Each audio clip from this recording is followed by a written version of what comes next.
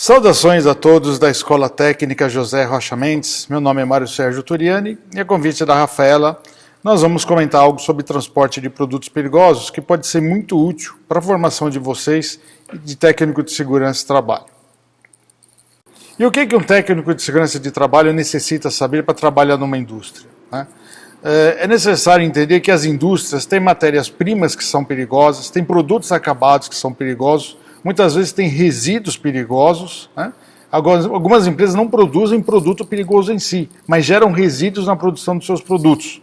Eu costumo dizer que produto perigoso vai ser encontrado em qualquer lugar, dentro da nossa casa, em lavanderias, em supermercados, né, na parte de material de higiene, domínios sanitários, em condomínios, tratamento de piscina e limpeza. Então, produto perigoso vai ser encontrado em todas as áreas onde tenha um profissional de segurança do trabalho atuando. E aí é importante entender o conceito de produto perigoso, né? Porque quando a gente fala em produto perigoso, ele pode ser perigoso para fins trabalhistas, para fins ambientais e para fins de transporte. E o que nós vamos focar justamente nessa parte de transporte. Quando a gente fala em transporte de produtos perigosos, nós estamos falando em legislações que são previstas pela ONU, Organização das Nações Unidas, e publicadas no Brasil pela Agência Nacional de Transporte Terrestre, a ANTT. Por meio da Resolução 5232, a ANTT publicou no Brasil as instruções complementares ao transporte rodoviário de produtos perigosos, onde a ONU estabeleceu uma divisão desses produtos de acordo com as suas características físico-químicas em 9 classes de riscos diferentes, né? Classe 1 dos explosivos, classe 2 dos gases inflamáveis, não tóxicos e gases tóxicos, líquidos inflamáveis, sólidos inflamáveis, substância sujeita a combustão espontânea, substância que em contato com a água emite gases inflamáveis, substâncias oxidantes peróxidos orgânicos, substâncias tóxicas e substâncias infectantes, material radioativo, substâncias corrosivas, substâncias e artigos perigosos diversos, que incluem as substâncias que apresentam risco ao meio ambiente. Bom, essas classes de risco, como eu falei, levam em consideração características físico-químicas dos produtos. Então é necessário conhecer cada uma delas para poder atuar de forma correta em relação à identificação dos seus riscos. A legislação, ela apresenta esses símbolos que são chamados rótulos de risco, vocês vão encontrar isso nas embalagens de produtos perigosos e em alguns caminhões, dependendo da configuração da carga. Quando você tem um único produto com um único risco, ou com risco principal e risco subsidiário, esses símbolos estão presentes. Quando você tem um veículo com mais de um produto, com classes de riscos diferentes, esses símbolos não vão estar presentes. Então, na embalagem, sempre vocês vão encontrar se o produto tiver uma classificação da ONU, a menos, é claro, que a embalagem esteja errada. A ONU publicou um livro, né, que é conhecido por Orange Book, pela cor da capa, laranja, e a ONU padroniza as capas dos seus manuais por cores, né? Tanto que vocês devem conhecer já o GHS, que é o Sistema Global e Harmonizado, que ele tem uma capa roxa, é chamada de Purple Book.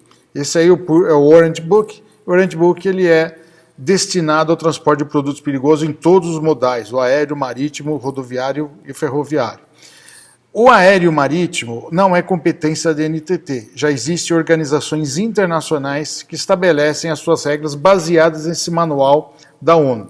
Então existe a IATA, que estabelece regras para o transporte aéreo, o IMO e o IMDG, que estabelece regras para o transporte marítimo, e no Brasil, em cada país tem o seu órgão, né? No Brasil, a ANTT tem a competência legal de estabelecer as regras para o transporte terrestre, que engloba tanto o modal rodoviário como o modal ferroviário. Portanto, foi publicada então uma resolução na ANTT, a resolução 5232, a última versão de 2016, onde estabelece toda a parte química do produto. Basicamente, a ANTT dividiu em 2 principais resoluções esse assunto. A resolução 5232, ela estabelece a parte química, classificação, classe de risco, grupo de embalagem, ensaios de embalagem, né? Como é que as embalagens têm que ser tratadas em laboratório para verificar se o projeto dela pode conter um produto perigoso, e também toda a parte de identificação dos produtos. Essa é a parte química do assunto. Uma outra resolução, que é o Regulamento de Transporte de Produtos Perigosos, resolução 5848 da NTT, estabelece toda a parte logística Então, quais são os deveres e obrigações dos transportadores, dos embarcadores, a competência da fiscalização, quais são as infrações, as penas, né, as multas, os valores. Isso é previsto numa outra resolução da NTT. Então nós vamos nos basear nessa apresentação na 5232, que tem a parte química, não a parte logística em si, mas no finalzinho vou até falar alguma coisa sobre multas. Bom, a ABNT também tem sua competência legal em regulamentar várias exigências do transporte de produtos perigosos. Existe comitês brasileiros, né, os CBs, o número 16 é relacionado ao transporte, e tem uma comissão de estudo que trata do transporte de produtos perigosos. Já essa norma da ABNT, que vocês conhecem, a 14725, que estabelece toda a parte do GHS, tanto a classificação, terminologia, rotulagem e, no caso específico, a parte 4, a parte da FISPIC, ela não é de competência do Comitê de Transporte, mas faz parte de todo o conjunto quando a gente fala em transporte de produtos perigosos, principalmente porque um dos documentos que deixaram de ser obrigatórios, mas são muito úteis numa emergência, é a ficha de emergência. E ela é baseada nas informações que contém na FISPIC. Uma boa FISPIC vai promover uma boa ficha de emergência. Então, a FISPIC, né, é um documento que não tem que ser assinado. O CRQ, uma vez, publicou uma regulamentação que depois foi revogada. Não é necessário ser engenheiro químico ou técnico para elaborar uma ficha de emergência. Desculpa, uma FISPIC. Mas a FISPIC ele é um trabalho multimodal, ele depende de vários personagens dentro de uma empresa, desde engenheiro químicos, o próprio técnico de segurança do trabalho, o médico, os toxicologistas, todos eles reunidos vão produzir uma boa FISPIC. Ela não pode ser encarada como um trabalho de uma única pessoa. São muitas pessoas que têm que estar envolvidas para produzir um bom documento. Já que estamos tratando de um assunto técnico para técnicos em segurança de trabalho, é necessário então entender que existem conceitos e definições que devem ser conhecidos e empregados corretamente quando a gente estiver realizando várias atividades, né? A própria resolução 5232 da NTT traz diversos conceitos e definições.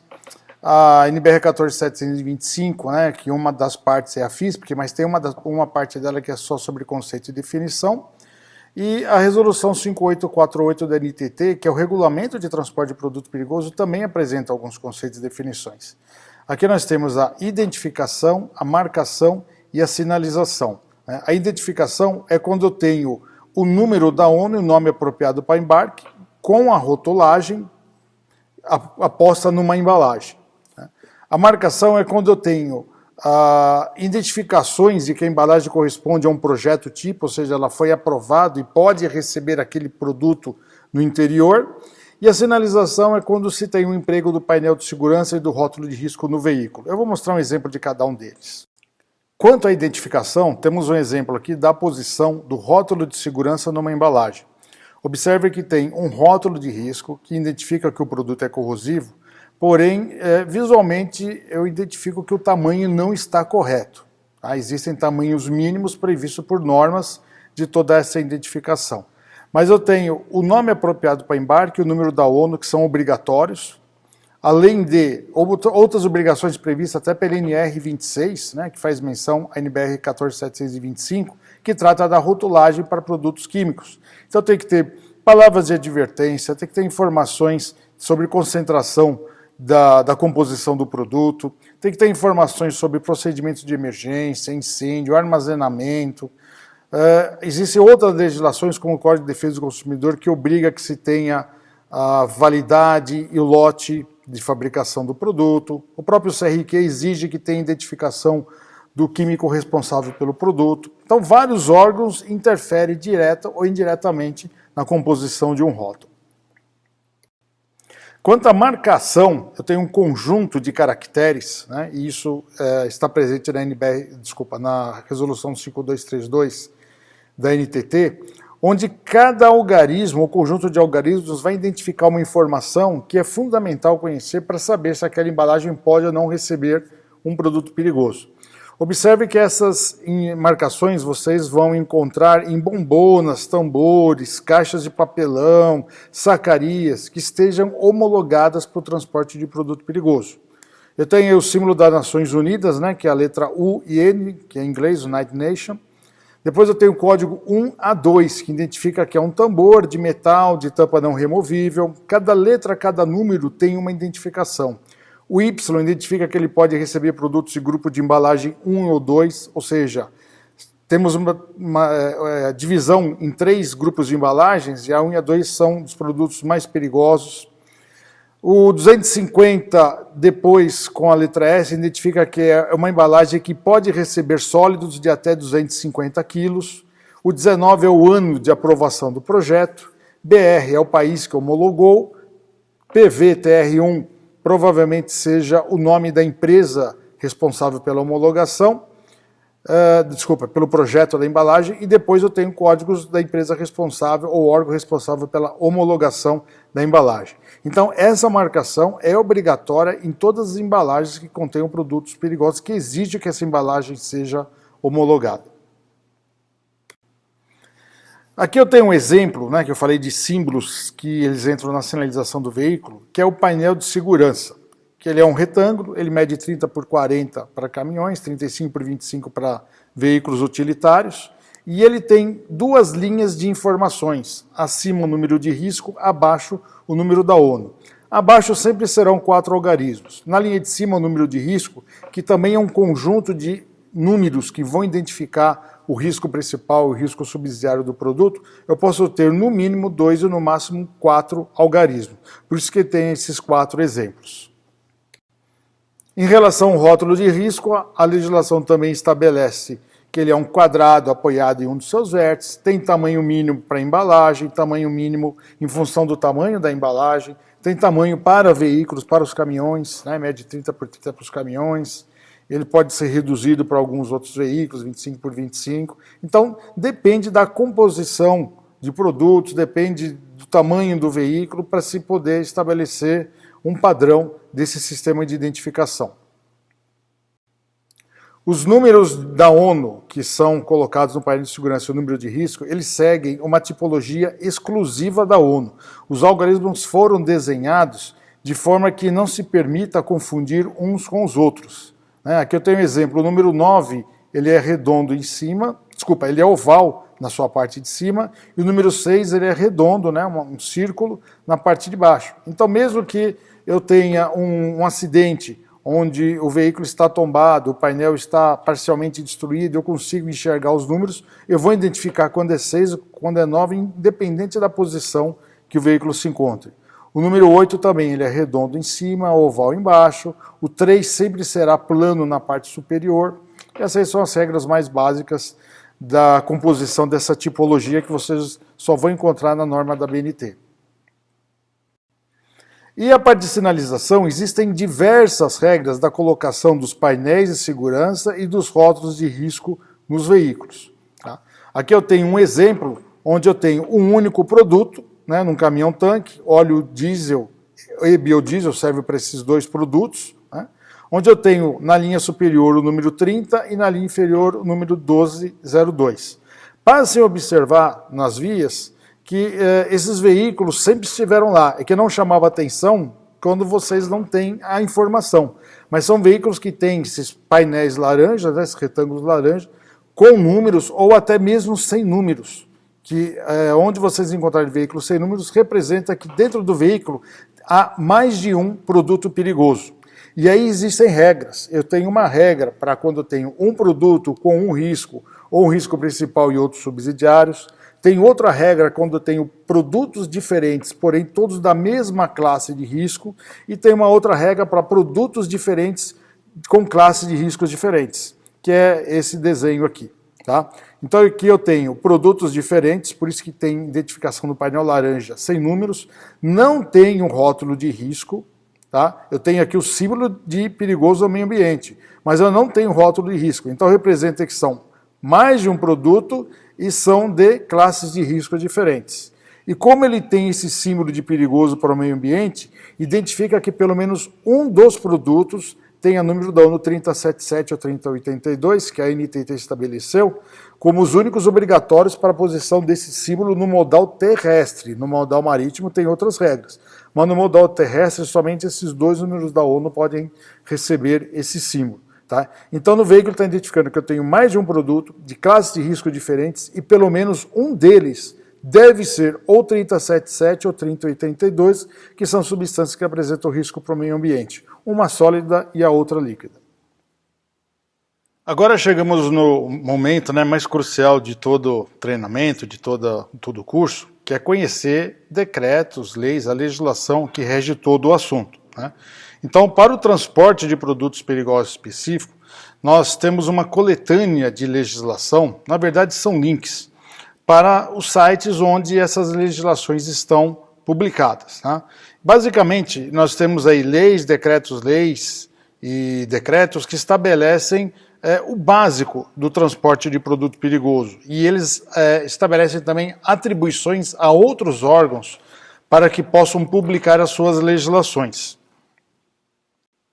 Então, a própria ANTT tem a sua responsabilidade em publicar, manter atualizado o regulamento de transporte de produtos perigosos em função do decreto 96044, tem a responsabilidade de publicar a tradução das recomendações da ONU no que diz respeito ao transporte terrestre, né, o ferroviário e o rodoviário, e faz isso por meio também de outra resolução. E aí, com o passar do tempo, são necessárias algumas adequações, algumas atualizações dessas legislações. Então, a NTT vai publicando resoluções que faz as alterações. Num determinado momento, a ONU publica uma nova edição, uma nova coletânea, e a NTT também faz a tradução, publica uma nova resolução, cancela todas as resoluções anteriores e mantém disponível aí para que a gente tenha acesso a conhecer todas essas exigências. Mas esse assunto aqui não para só na NTT. Nós temos também portarias do IMETRO, do Instituto Nacional de Metrologia e Qualidade Industrial, que estabelecem, por força do próprio decreto, né, do decreto que estabelece o regulamento de transporte de produtos perigosos, a competência para regulamentar a construção dos tanques, a verificação, que ela pode ser até anual, ou até no máximo 3 anos, de toda a parte de segurança, de válvulas, de soldas, o engate entre os veículos, né, os reboques, o semi-reboque, o pneu-rei, quinta roda.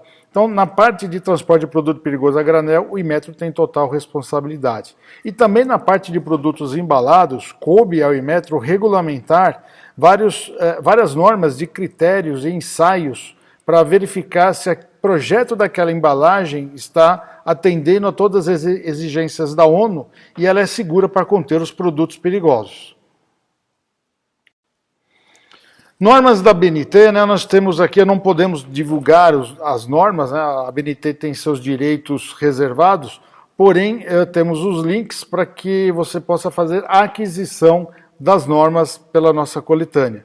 Mas basicamente, né, nós temos aí 3 normas da ABNT que são as mais básicas, temos uma 4ª indicada aí nessa tela, porém no site tem muitas outras normas, né, que estabelece qual é o símbolo que vai em cada veículo, que vai na embalagem, padrão, cor, tamanho, posição, tudo isso é estabelecido pela ABNT. Temos uma norma aí de conceitos e definições, como eu comentei, uma que trata sobre o documento ficha de emergência, que não é mais de porte obrigatório, mas ele é muito importante que as empresas mantenham no veículo para atender alguns outros artigos do regulamento de transporte de produto perigoso e também para dar informações mínimas para as empresas que atendem emergência dos riscos do produto, dos perigos ao meio ambiente, de procedimentos para contenção da emergência, qual o risco para os seres humanos, qual o tratamento de primeiros socorros, qual o tratamento médico, tudo isso deve constar na ficha de emergência. E a outra norma 9735, né, NBR 9735 da ABNT, que estabelece o conjunto de equipamento obrigatório para situações de emergência e de proteção individual dos motoristas. Então o motorista ele tem que ter no mínimo capacete e luva para se proteger, para ele não se ferir quando ele estiver buscando algum equipamento embaixo do veículo ou verificando quais são as necessidades que ele vai ter ali e tem que avisar a empresa de emergência.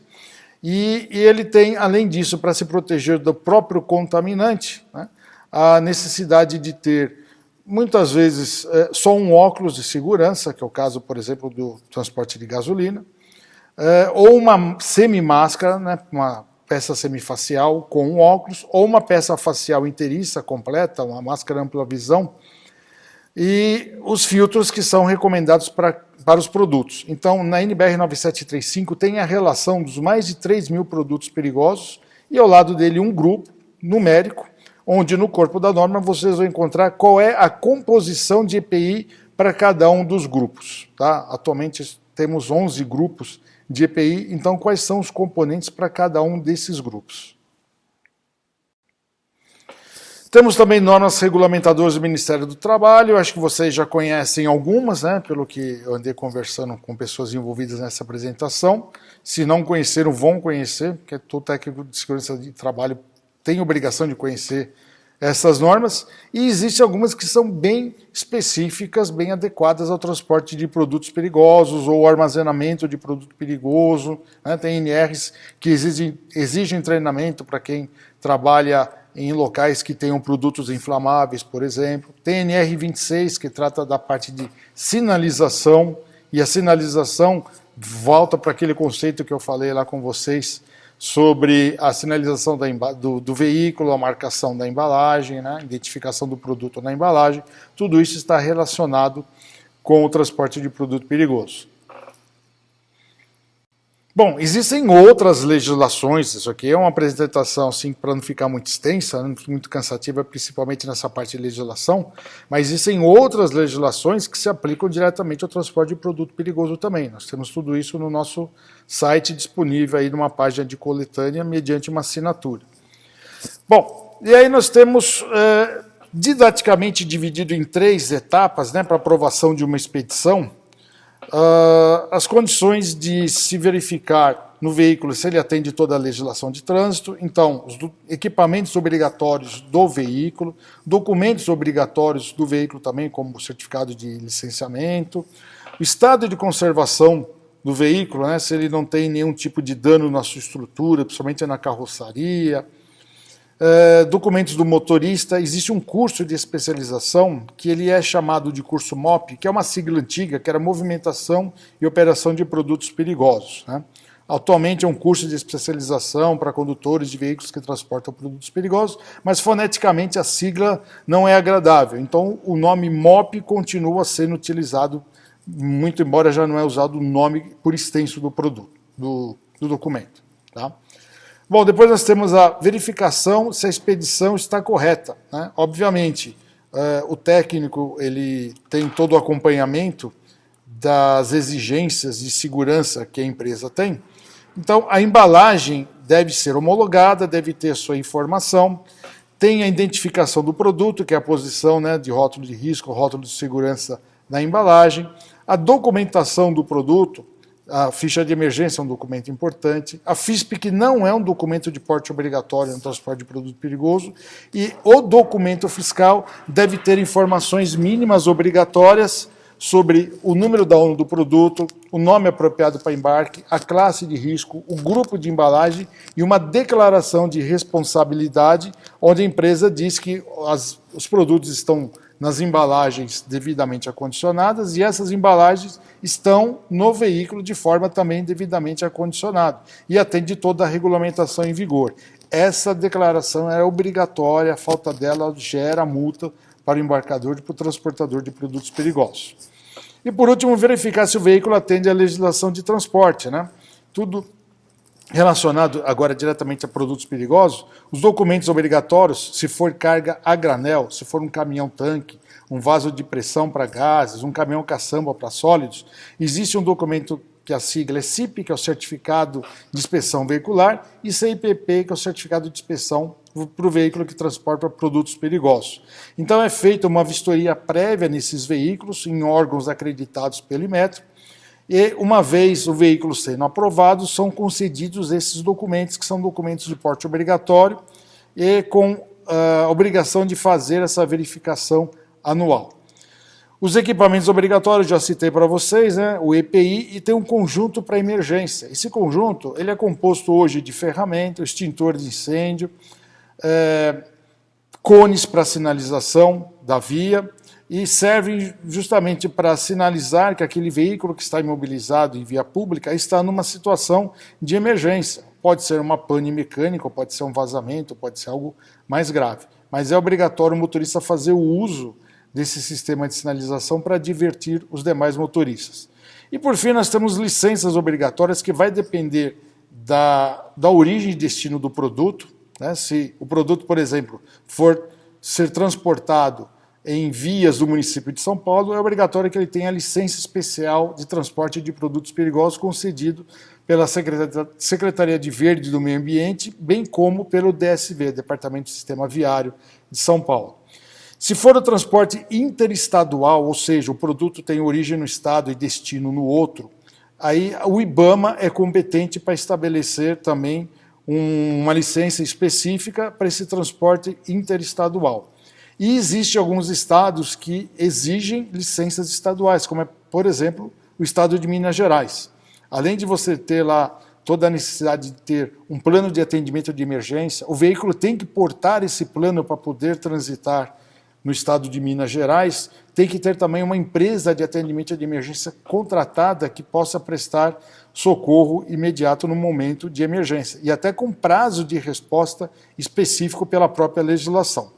Então, esse é todo o conjunto de legislação e de documentos obrigatórios que deve ter no veículo. E essas 3 etapas que compõem o chamado checklist, que é a lista de verificação para que o veículo tenha a sua entrada na empresa autorizada para fazer um carregamento, ele tem que ser aprovado em todos os itens do checklist, né, fazendo o carregamento e depois a entrega do produto ao destinatário. E alguns destinatários também têm o seu checklist de entrada e pode até recusar que um veículo entre em sua empresa se ele não estiver cumprindo todas as exigências legais. É uma não conformidade na entrega do produto. Isso garante que todo o sistema tenha pessoas envolvidas em cumprir a legislação e garantir ainda mais a segurança no transporte de produtos perigosos. Uma vez conhecido já então toda a legislação, chega o momento de mostrarmos a parte prática de tudo isso, né? Já que tem decretos, leis, normas, portarias, resoluções que exigem documentos, equipamentos, especificações de veículo, treinamentos de motorista. Né? Como é que a gente verifica tudo isso na prática? Existe então uma norma da BNT, NBR 15481, que trata do checklist, da lista de verificação de exigências. Essa lista de verificação é bem extensa, não se preocupe, vocês não vão conseguir talvez enxergar o conteúdo, não é o nosso foco apresentar o conteúdo, muito embora a gente tenha até um treinamento específico somente para o checklist. Mas tudo que eu comentei com vocês, que é obrigatório, que tem uma legislação, vão estar em uma dessas imagens que eu vou mostrar, tá? Então nós temos aí algumas exigências de documentação, tem exigências também relacionadas a toda a parte de equipamento do motorista, equipamento de proteção individual, do veículo de modo geral. Então, como eu falei para vocês, existem várias exigências, várias situações, e alguma delas pode até não ser aplicada. Lembra quando eu falei que tem documento específico para caminhão-tanque, né, o CIV, o CIPP? Ele não é aplicado para caminhões que transportam produtos perigosos embalados. Então, nesse documento é sinalizado como um NA, não aplicável para aquela situação. Tem situações onde no transporte embalado alguma exigência prevista pela legislação que não é pelo granel. Então, também é citado como não aplicável naquela situação.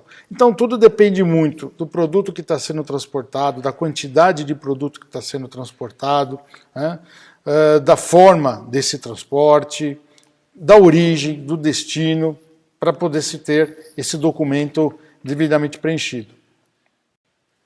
E esse checklist, né, veja que tem a parte bem específica no transporte de produto perigoso a granel, toda a parte de válvulas, de tanques, né, a parte superior da entrada do produto, que é chamada boca de visita. Então, deve ser feita uma inspeção prévia que garanta que toda essa parte técnica esteja sendo devidamente cumprida. Isso é feito pelos organismos acreditados pelo Inmetro, que emitem os documentos que eu já citei. Porém, quem está recebendo o veículo para fazer o carregamento também tem obrigação de verificar se o documento não está adulterado, se está dentro do prazo de validade, se aquele documento corresponde àquele veículo realmente, né? Tem o número da placa, tem o número do tanque, o número do equipamento, colocado numa plaqueta lateral do veículo.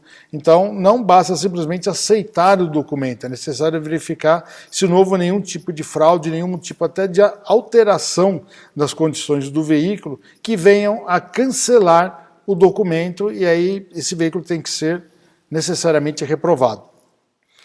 Existem muitos equipamentos que são vendidos atualmente que nem são obrigatórios mais. Por que acontece isso? Normalmente, quando alguém vai comprar um kit de emergência, um conjunto de equipamento para situação de emergência, ele chega na loja e fala assim: você tem um kit de emergência para produto perigoso? O vendedor fala: tem.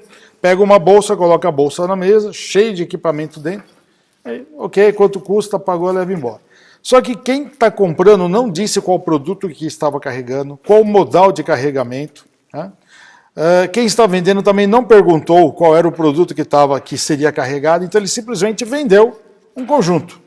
E observo nas auditorias que a maioria dos equipamentos que estão dentro dessas bolsas já não são mais obrigatórios por mudança de norma, não são obrigatórios pelo modal. Por exemplo, para se transportar produto embalado, no passado era obrigatório ter uns pequenos cones que são chamados batoques, né?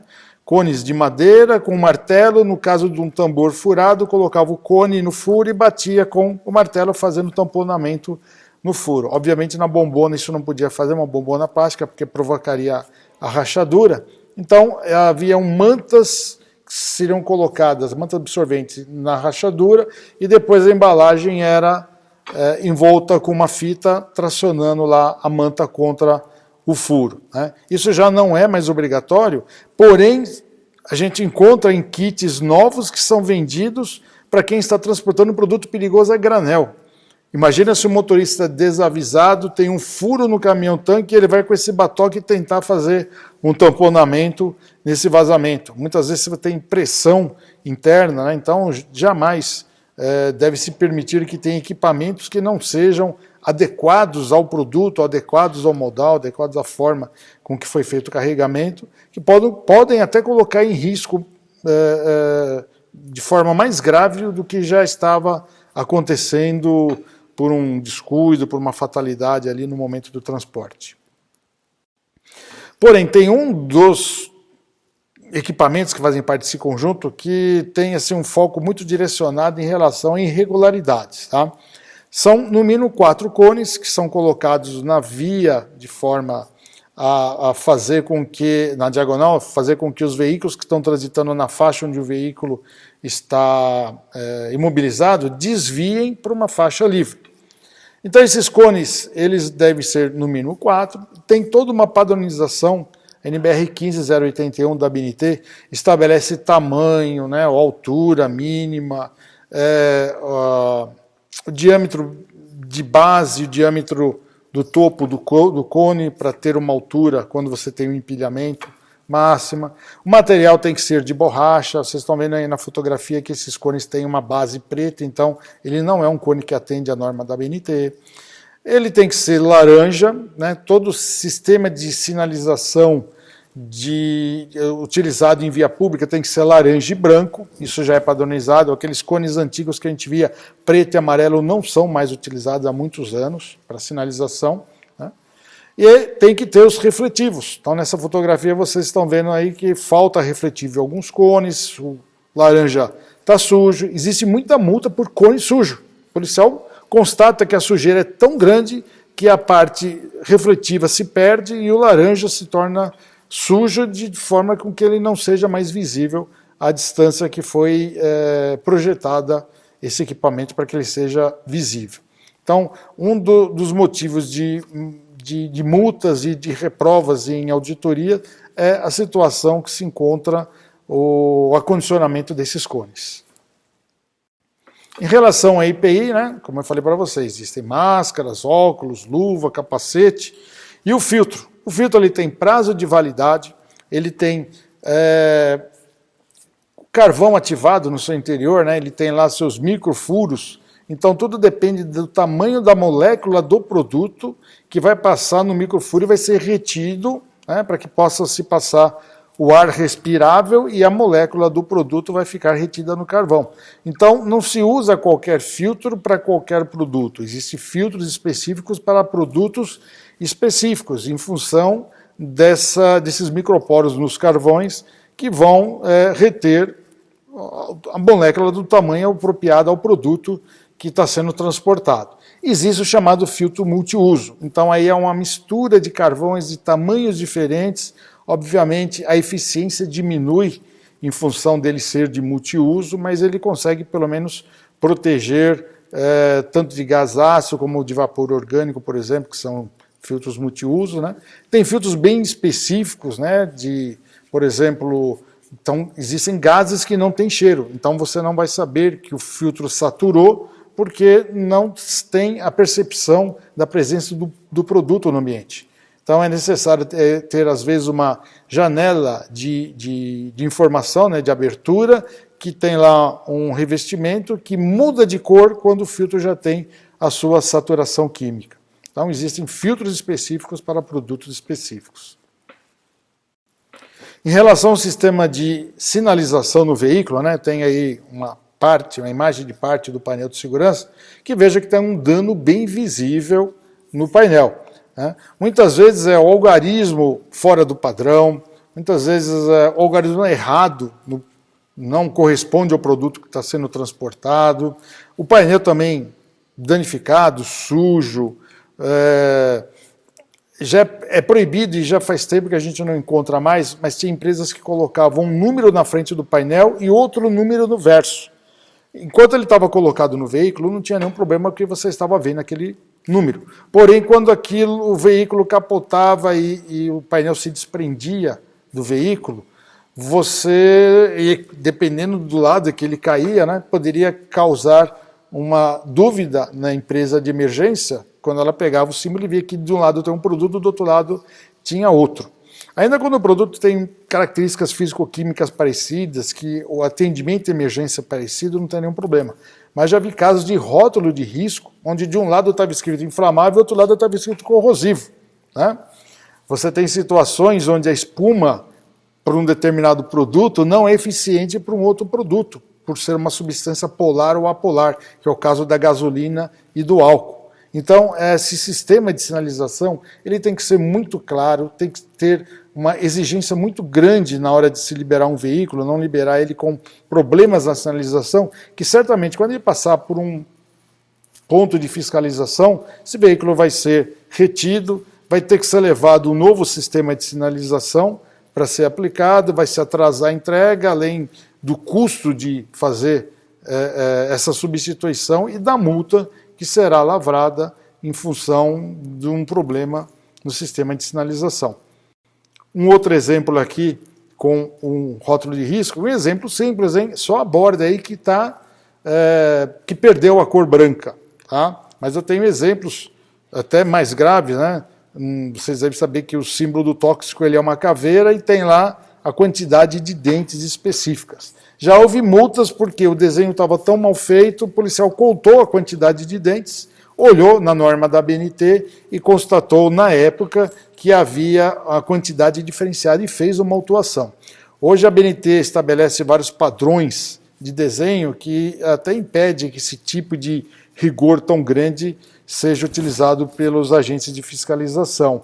Mas, internamente, as pessoas responsáveis em verificar se o veículo cumpre com toda a legislação e liberar o veículo correto, esse rigor tem que ser interno. Ele tem que até extrapolar o que a própria legislação prevê. Eu tenho que me antecipar e falar, poxa, se eu fizer desse jeito e acontecer um acidente, eu posso levar em dúvida quem está atendendo a emergência. Então, não vou fazer isso. Nem sempre precisa ter uma lei para que seja evitado um procedimento incorreto. Né? Existem as boas práticas e o bom técnico, o bom engenheiro de segurança é aquele que desenvolve boas práticas, que cria boas práticas e consegue aplicar na empresa. Fiscalização. Agora entramos na parte do assunto que eu mais gosto. Né? Como eu falei, eu trabalhei por 12 anos na Polícia Rodoviária do Estado de São Paulo. Tenho muito orgulho desse período que eu trabalhei, que foi de 1990 a 2002, onde eu aprendi muito, lá dentro. Acredito que tenha colaborado muito também ensinando vários policiais, vários comandantes que me sucederam.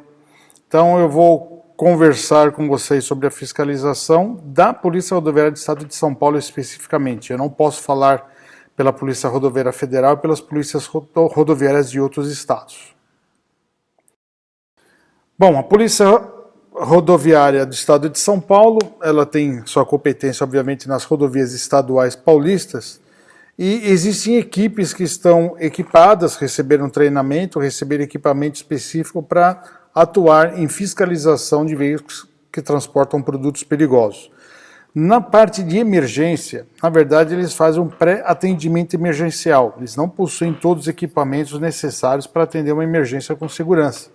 Mas para dar o pré-atendimento, o primeiro atendimento no local, para minimizar as consequências do meio ambiente, há um conjunto de equipamentos mínimos nessas viaturas. Tá? Essas viaturas também foram dotadas com notebooks, com sistema de comunicação, que se for necessário buscar alguma informação em redes sociais, na internet, no site das empresas, desde que obviamente haja uma rede disponível, eles conseguem fazer isso sem nenhum problema. Em relação às multas, né, as multas se classificam em 4 grupos, isso desde 2019, onde em primeiro grupo temos valor de R$5.000 e aí os valores vão decaindo em função dos agrupamentos que fizeram de algumas infrações, que eu vou citar alguns exemplos, de acordo com a gravidade da natureza de cada infração. Tá? Então são multas... eu não acredito que sejam muito significativas para as empresas, mas além dessas multas administrativas, há a possibilidade também de ter uma multa penal, uma infração penal. Então, o artigo 56 da Lei de Crimes Ambientais estabelece, né, como vários crimes, uma pena que vai de R$500 a R$2,5 milhões para quem expede ou transporta produto perigoso sem obedecer regulamento de transporte de produtos perigosos. E ainda uma pena de reclusão de 1 a 4 anos para todos os envolvidos. E a Lei de Crimes Ambientais ela é bem abrangente, ele envolve desde o presidente da empresa, passando por todos aqueles que poderiam ter agido para evitar o cometimento do crime ambiental e não agiram, na medida da sua culpabilidade.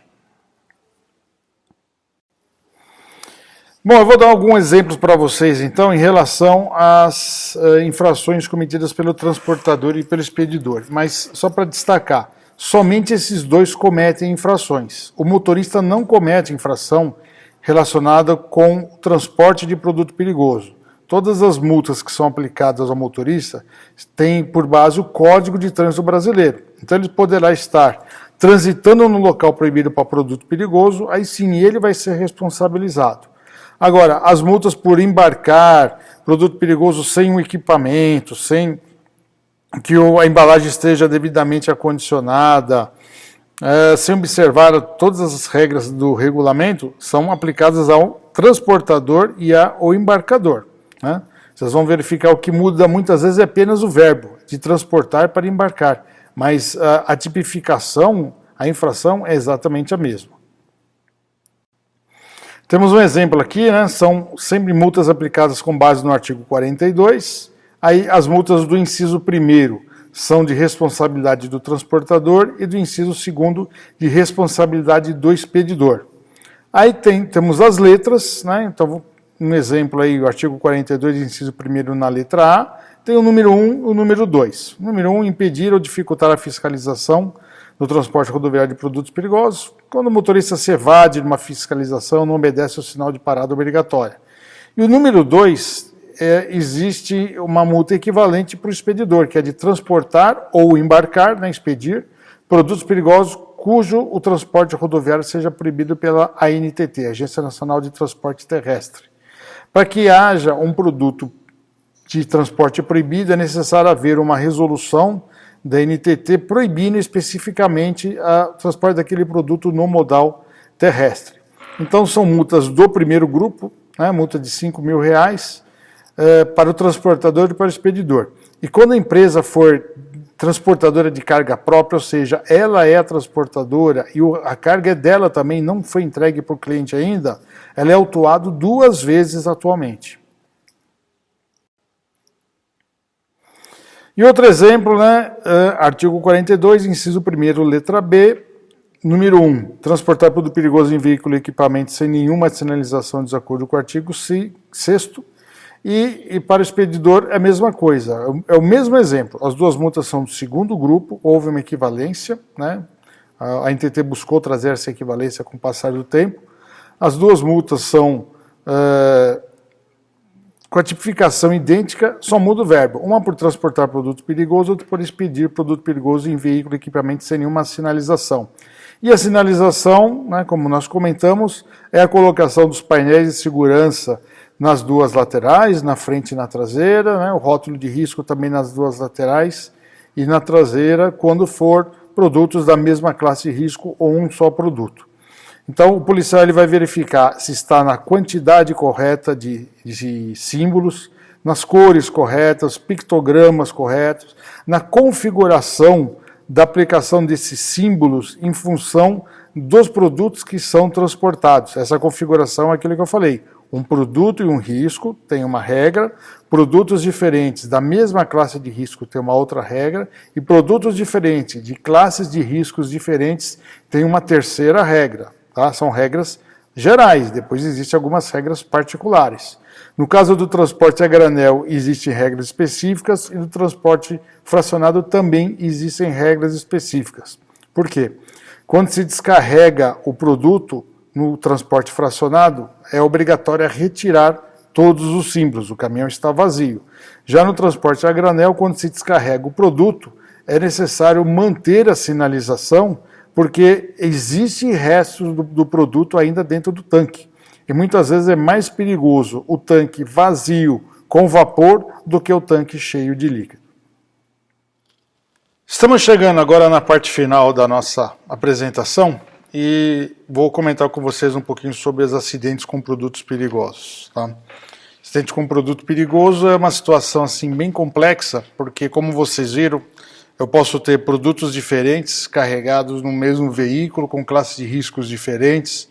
Então, às vezes o EPI ele é diferente de um produto para outro, tipo de máscara, o tipo de luva. Então, quanto mais complexo for a configuração do veículo, quanto mais produto tiver no veículo, mais difícil atender o acidente. Eu costumo falar, num tom assim meio irônico, né? Eu prefiro atender um acidente com 18 mil litros de ácido sulfúrico a atender um acidente com um caminhão-baú com painel laranja que eu não sei o que tem lá dentro.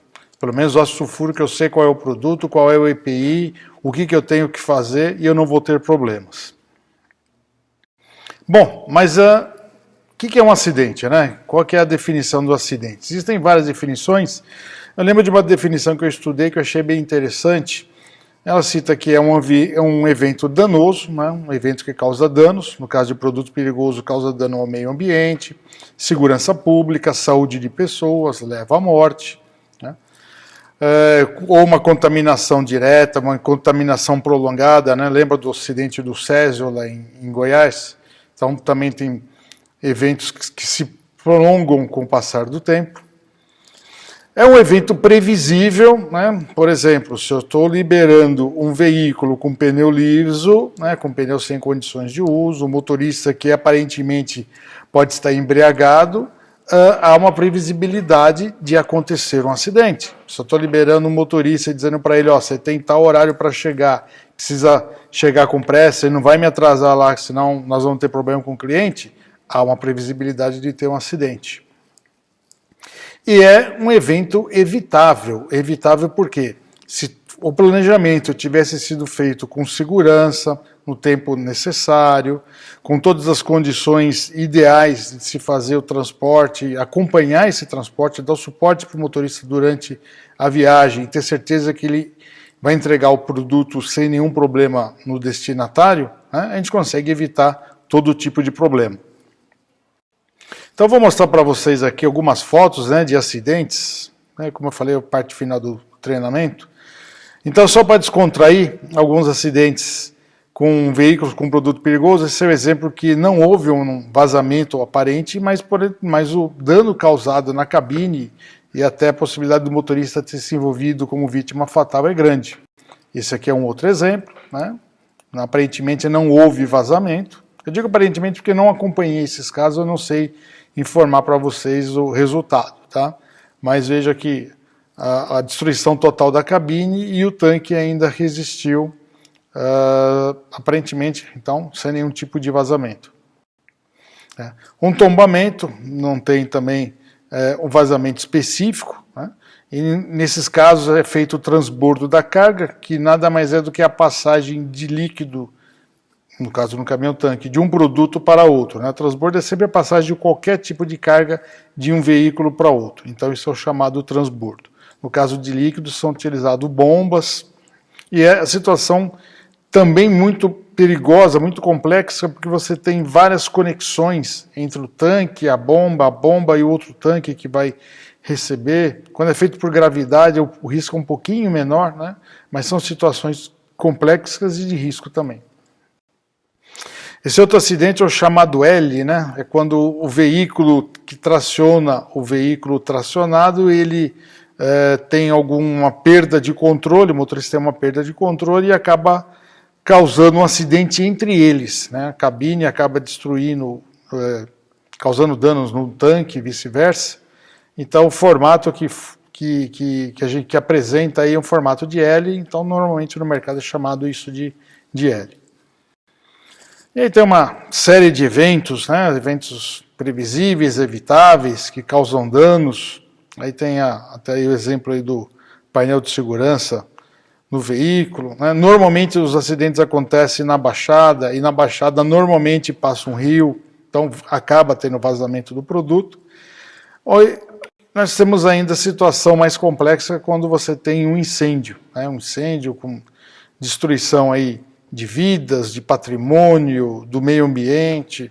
Então tudo isso que a gente busca evitar. Tudo isso que o legislador buscou evitar com tudo que eu apresentei para vocês sobre normas, decretos, leis, portarias, fiscalização, multas, né? Porém, o básico é só carreguem produto no veículo que apresente condições seguras de fazer a viagem, né? E aquele que vai trabalhar em transportadora, só permita que o veículo saia para fazer o carregamento lá no embarcador, se ele atender todas as exigências, todas as condições de segurança que são previstas.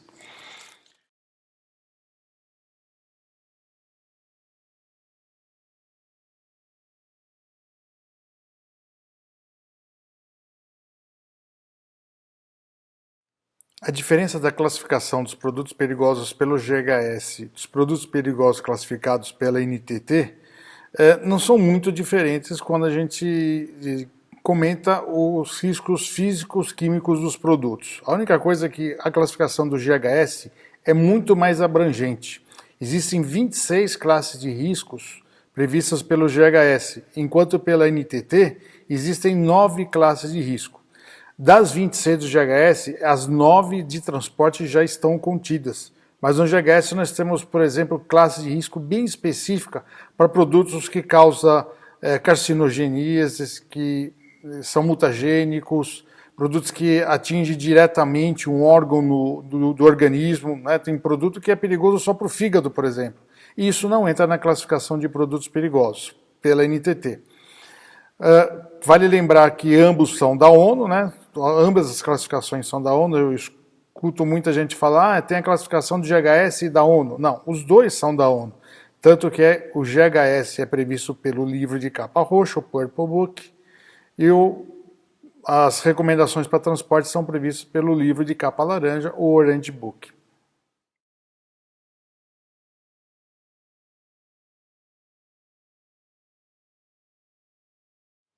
Essa pergunta vai ajudar a mostrar para vocês a relação de produtos perigosos que é publicada pela resolução 5232 da NTT. Então é uma relação, é uma tabela, né? Ela tem linhas e colunas, onde cada linha é um produto perigoso e as colunas são características de classificação ou de especificação de embalagens desses produtos. Vamos pegar aí o exemplo da coluna de quantidade limitada, onde eu tenho quantidade limitada por embalagem interna e quantidade limitada por veículo. Embalagem interna é quando eu tenho embalagens frágeis, que elas não podem ser transportadas sozinhas no veículo. Elas exigem uma embalagem externa. E essa embalagem externa tem que proteger a interna e dentro da embalagem tem que ter material absorvente. Já uma embalagem simples, por exemplo, uma lata de tinta pequenininha, o pessoal chama aí de quartinho de tinta, né? Lata de tinta pequena, que são colocadas dentro de caixas de papelão, 6, 8 latinhas de tinta, elas são colocadas lá por comodidade, para ajudar o empilhamento, carregamento e descarregamento. Então aí são chamadas embalagens simples e sobreembalagens. É até obrigatório escrever nessa caixa externa a palavra sobreembalagem, tá? Bom, e aí, dependendo do produto, vamos pegar exemplo aqui, número da ONU 1263, que são tintas, e elas estão divididas em 3 grupos de embalagem. Grupo de embalagem 1, 2 ou 3, é um algarismo romano, tem outra coluna aí, grupo de embalagem, onde cruza a tabela, eu vou ter informações dessas quantidades. Vejam que produtos de grupo de embalagem 1 são produtos de alto risco. A quantidade limitada é de 20 kg. Isso é peso bruto, é embalagem mais produto. Produtos do grupo de embalagem 2 são de risco médio. São 333 kg que pode ser transportado. E o produto de grupo de embalagem 3, 1 tonelada. Então, quanto menor for o risco do produto, maior a quantidade de produto que pode ser transportado. E o que difere esse grupo de embalagem 1, 2 ou 3? É o ponto de fulgor do produto, é a temperatura onde o produto é aquecido e libera vapores inflamáveis. Essa liberação de produtos inflamáveis numa determinada temperatura que vai classificá-lo em 1, 2 ou 3 no grupo de embalagem. Bom, e ele está dispensado do que exatamente? Aí nós temos que ver o capítulo 3.4, no subitem 3.4 e 3.4 bem específico, né, que trata da quantidade limitada por veículo nas condições que estão estabelecidas pelo regulamento. Então, são dispensados o quê? Rótulo de risco e painel de segurança fixado no veículo. Nas embalagens não, continua sendo obrigatório. Então pode haver produto perigoso sendo transportado em veículo que não tenha nenhuma identificação, porque ele está abaixo da quantidade limitada para aquele produto. Também dispensado do porte do EPI do conjunto para situação de emergência. O legislador entendeu que quanto menor for o risco, menos exigências existem para o veículo e também para proteger o motorista. Letra C, limitações quanto a itinerário, estacionamento, locais de carga e descarga. A legislação estabelece que a autoridade com circunscrição sobre a via pode estabelecer limitações de itinerário, como acontece no município de São Paulo, locais de estacionamento, horários, locais de carga e descarga, tudo isso tem que estar sinalizado de acordo com o Código de Trânsito Brasileiro. Então está dispensado também de cumprir essas proibições, essas limitações. Também está dispensado do treinamento específico para o condutor, né? O curso MOP, lembra que eu comentei da sigla, o curso MOP, então o motorista não precisa ter treinamento. Está dispensado da proibição de conduzir passageiros no veículo, porque esta é uma condição para o transporte de produto perigoso, não pode ter passageiros, não pode ter carona no veículo com produto perigoso. Todos os ocupantes do veículo têm que ter vínculo empregatício e estar relacionado com a atividade de carregamento e descarregamento. São ajudantes, inclusive tem que ter um conjunto de EPI específico para o ajudante e outro específico para o motorista. E por fim, dispensa-se o uso do símbolo de produto perigoso para o meio ambiente para aqueles 2 produtos da ONU que eu comentei para vocês, o 3077 e o 3082. Então estão dispensados só desses itens. Todos os demais itens, né, preenchimento de documento fiscal, informação do número da ONU, nome apropriado para embarque, declaração de responsabilidade, rotulagem nas embalagens, todas as demais exigências continuam obrigatórias, somente essas que estão dispensadas.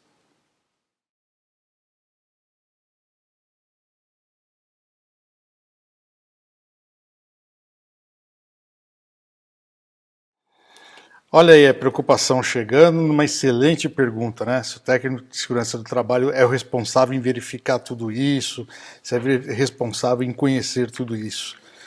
Bom, eu posso dizer o seguinte para vocês, na legislação em si não tem essa obrigatoriedade, é a empresa que vai estabelecer quem que é o responsável.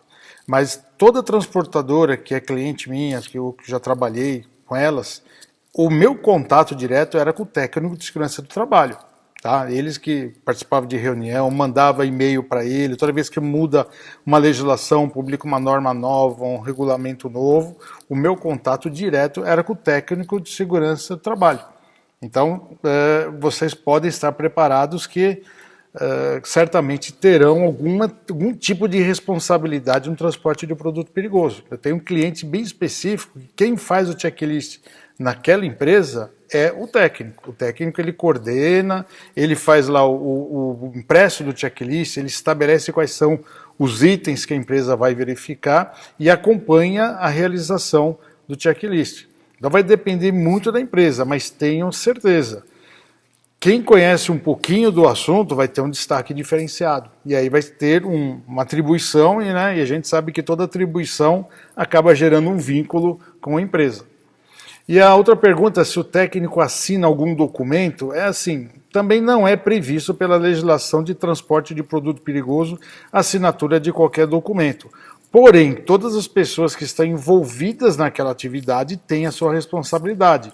Lembra lá da Lei 9.605 de crimes ambientais? O técnico de segurança do trabalho vai estar envolvido diretamente em relação a um eventual crime ambiental, quando for feita uma perícia, quando for feito todo o levantamento, uma investigação, se ele participou ou não, se ele tinha conhecimento ou não daquela atividade, estava sabendo que aquela atividade estava sendo realizada de forma indevida ou não. Então se preparem que com conhecimento vem a responsabilidade. Então, concluindo, muito obrigado pela atenção, tá? Foi um prazer. Rafaela, muito obrigado pela oportunidade de poder fazer essa apresentação, estar aqui com vocês e esteja à disposição caso necessite de alguma informação. Muito obrigado mais uma vez.